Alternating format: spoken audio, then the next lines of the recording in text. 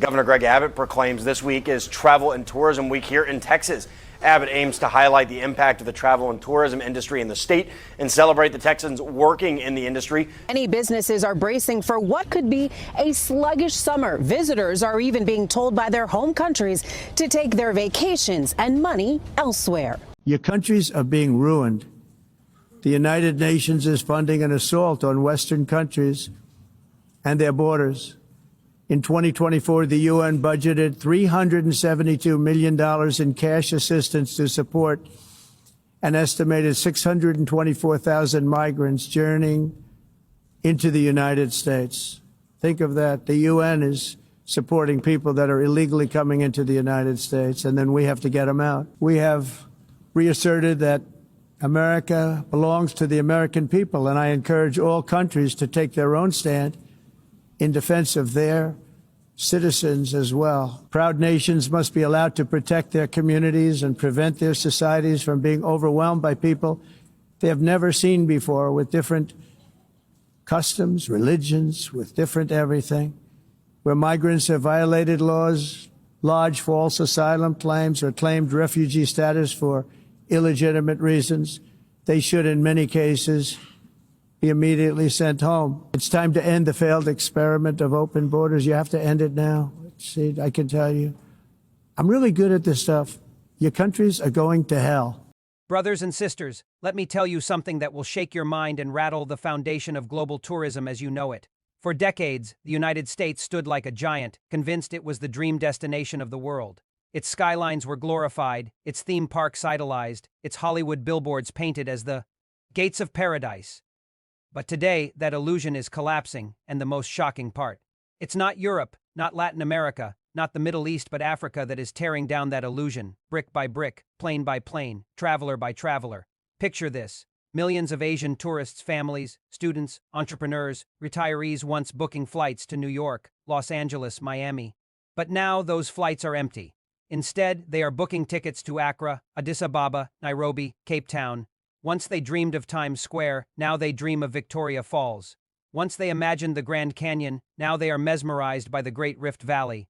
Once they worshipped Disneyland, now they are standing in under the Sahara's endless stars. This is not just a change in preference, it is a revolution. Why is this happening? Because America's mask has fallen. Its airports, once symbols of opportunity, now feel like interrogation centers. Its promises of freedom are tainted with suspicion, humiliation, and endless bureaucracy. And while tourists stand in long, suffocating lines at JFK or LAX, Africa rolls out the red carpet. Rwanda's seamless e-visas, Ghana's warm year of return, Kenya's efficient arrivals, Ethiopia's smiling hosts at Bole International. Africa learned to welcome, while America forgot how. And then there is value. In America, a family spends $15,000 to be rushed through overpriced attractions, eat reheated fast food, and sleep in hotels that charge more than they're worth. In Africa, that same $15,000 buys safaris in Tanzania, luxury in Mauritius, wine in Cape Town, pyramids in Egypt, and ancient culture in Ethiopia. A journey of soul, not just selfies. A journey that transforms, not just entertains. Tell me, which would you choose? But this is deeper than economics. It's about imagination. For decades, Hollywood brainwashed the world into dreaming American dreams. But Hollywood has grown stale, recycling tired superheroes and empty sequels. Meanwhile, Africa's stories are exploding across Asia. Chinese dramas film in South Africa. Bollywood blockbusters showcase Morocco's deserts. Korean influencers livestream from the Serengeti. Asian hearts are no longer captivated by fake sets in Los Angeles. They are captivated by real sunsets in Africa. And here lies the dagger to America's pride. This shift is not temporary. It is permanent. Once a traveler feels the authenticity of Africa, once they taste jollof rice in Ghana, dance with the Maasai in Kenya, witness gorillas in Uganda, or sail the Nile in Egypt, they cannot go back to plastic smiles and overpriced souvenirs in America. They have touched the soul of humanity, and that experience is priceless. Now the U.S. panics because it is not just losing dollars, it is losing influence, prestige, power.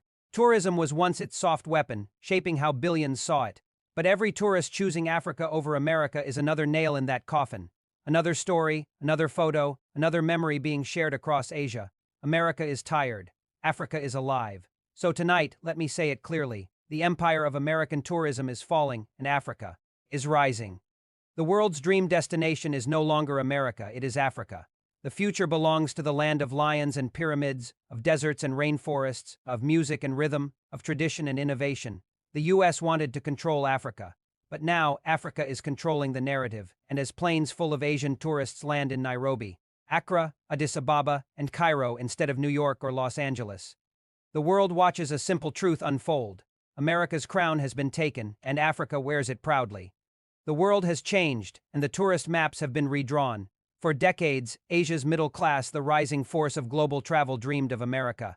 Families saved to see the skyscrapers of New York, the neon lights of Los Angeles, the theme parks of Florida. America branded itself as the promised land of tourism, a symbol of prosperity, freedom, and spectacle. But today, something astonishing is unfolding before our very eyes. Asian tourists, from Beijing to Jakarta, from Seoul to Mumbai, are not flocking to the United States anymore. Instead, they are booking flights, packing bags, and heading to Africa in unprecedented numbers. This is not a trickle. It is a flood. Millions of Asian tourists are landing daily in Addis Ababa, in Nairobi, in Accra, in Kigali. In Cape Town, airport halls once sleepy are now crowded with Mandarin chatter, Hindi accents, Japanese tour groups, and Korean families. Travel agencies in Asia no longer boast about the Statue of Liberty or Disneyland. They advertise the Serengeti, Victoria Falls, Ghana's slave castles, Ethiopia's rock-hewn churches, Cape Town's vineyards, and Rwanda's mountain gorillas. And this shift is not temporary. It is the birth of a new global tourism order. The United States is watching in disbelief. For decades, it considered itself unrivaled in soft power and tourism allure.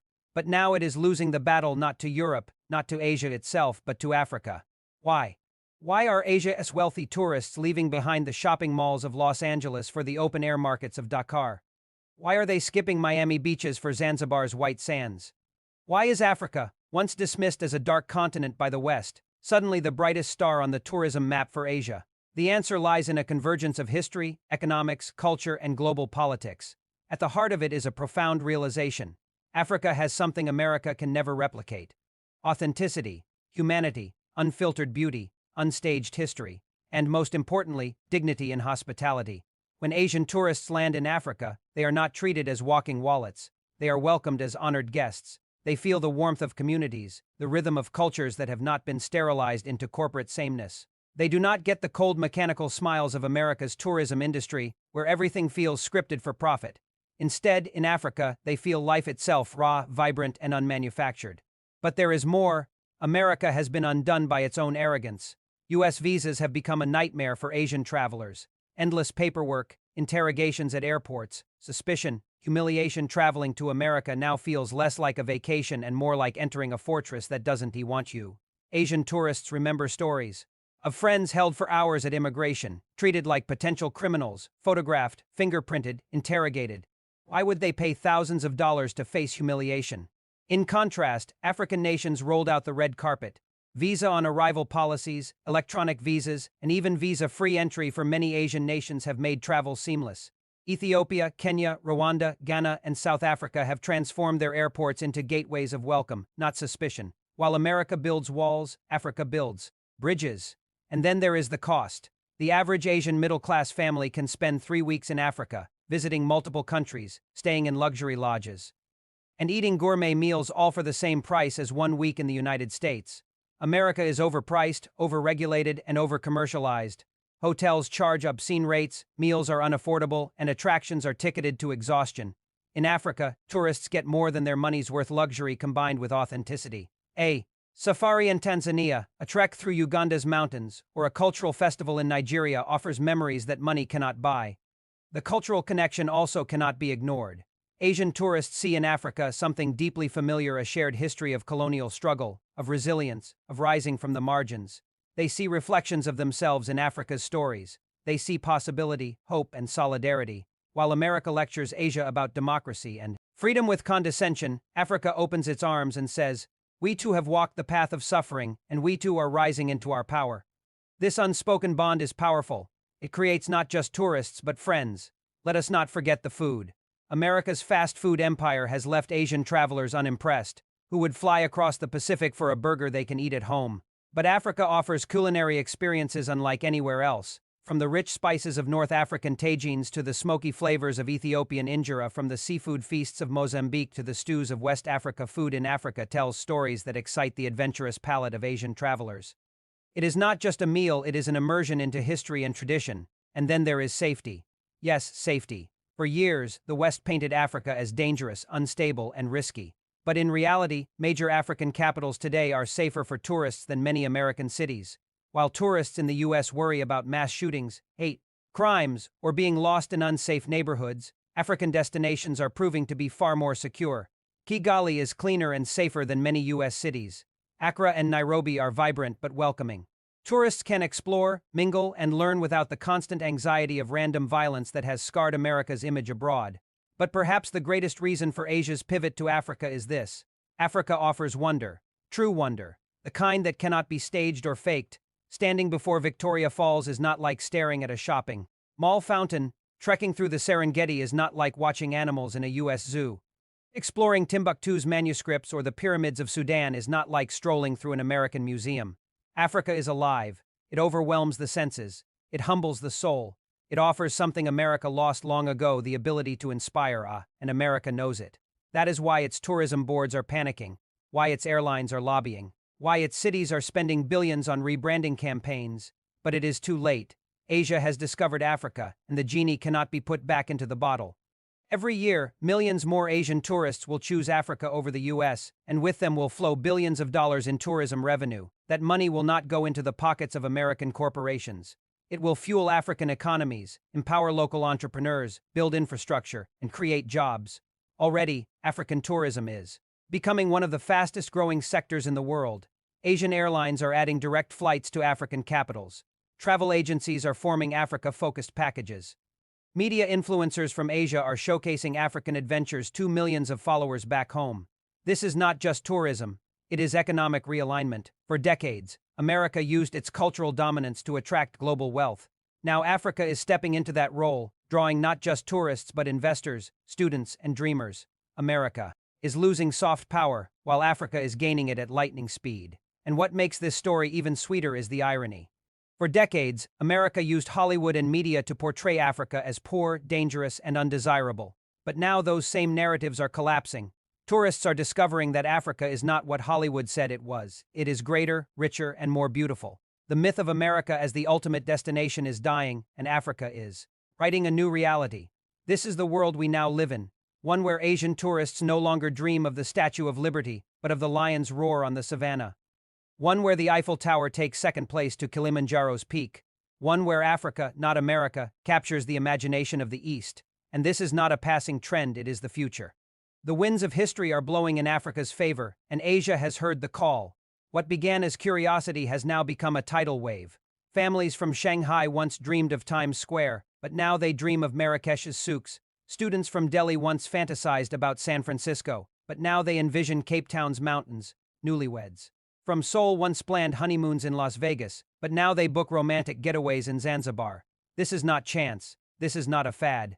This is a transformation that exposes America's fragility and Africa's rise. Let us examine the deeper reasons behind this exodus of Asian tourism from the United States toward Africa. First, America no longer knows how to welcome. Its airports, once symbols of freedom, have turned into fortresses of suspicion. At Los Angeles International, at JFK, at Miami International, travelers face grueling lines, cold interrogations, endless bureaucracy. A Japanese grandmother who simply wants to visit Disneyland is fingerprinted like a criminal. A wealthy Indian businessman is pulled aside for questioning, as if his passport is worthless. A Chinese student with a valid visa is made to feel guilty just for arriving.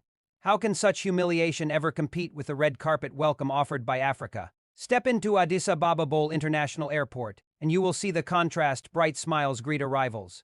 Visa counters work efficiently. Tourism officers offer guidance, pamphlets, and translation help.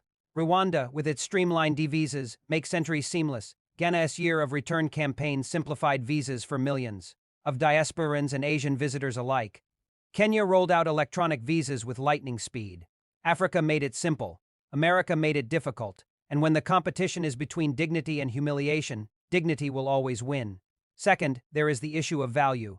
Asian travelers are wise with their spending. Why spend $15,000 for a family trip to the United States, where hotel breakfasts cost $60 and tickets to amusement parks drain wallets, when the same $15,000 can buy 3 weeks of adventure in Africa. Imagine this. For that amount, a family from Jakarta can spend 5 nights in luxury lodges overlooking the Serengeti.